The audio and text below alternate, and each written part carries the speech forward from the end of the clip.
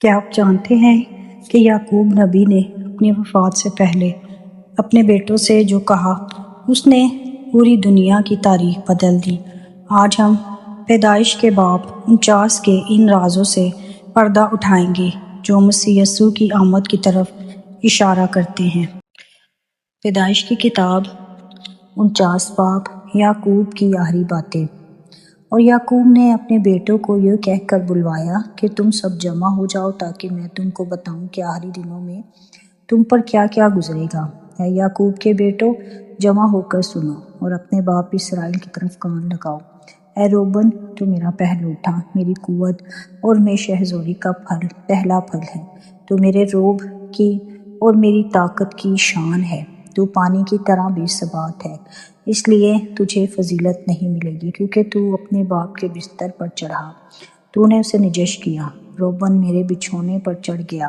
شمعون اور لاوی تو بھائی بھائی ہیں، ان کی تلواریں ظلم کے ہتھیار ہیں۔ آئی میری جان، ان کے مشورے میں شریک نہ ہو، آئی میری بزرگی ان کی مجلس میں شامل نہ ہو، کیونکہ انہوں نے اپنے غضب میں ایک مرد کو قتل کیا اور اپنی خودرأئی سے بیلوں کی کونچیں کاٹی۔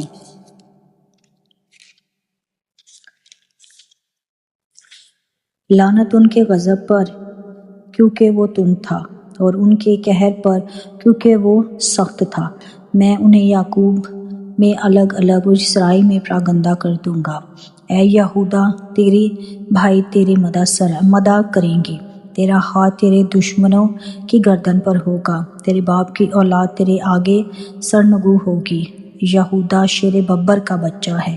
آئے میرے بیٹے، تو شکار مار کر چل دیا ہے۔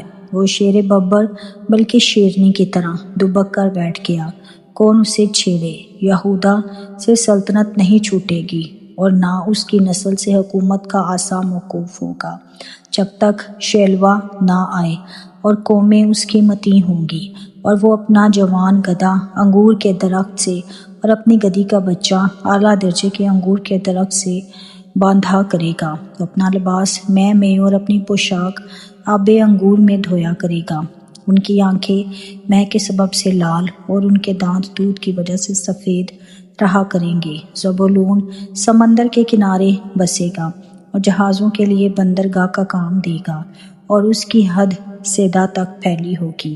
اشکار مضبوط گدھا ہے جو 2 بھیڑ سالوں کے درمیان بیٹھا ہے۔ اس نے ایک اچھی آرام گاہ اور خوشنما زبان کو دیکھ کر اپنا کندھا بوجھ اٹھانے کو جھکایا اور بیکار میں غلام کی طرح کام کرنے لگا۔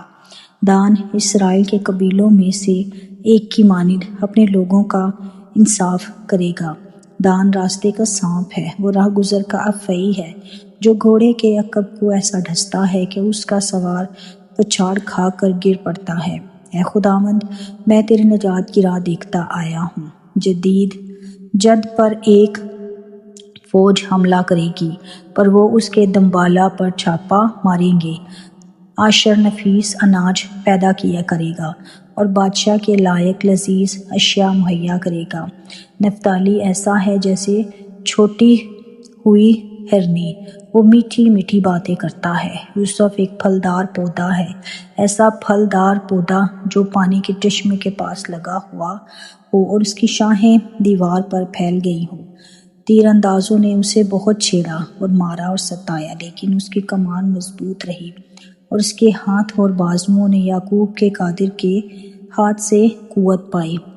وہیں سے وہ چوپان اٹھا ہے جو اسرائیل کی چٹان سے ہے۔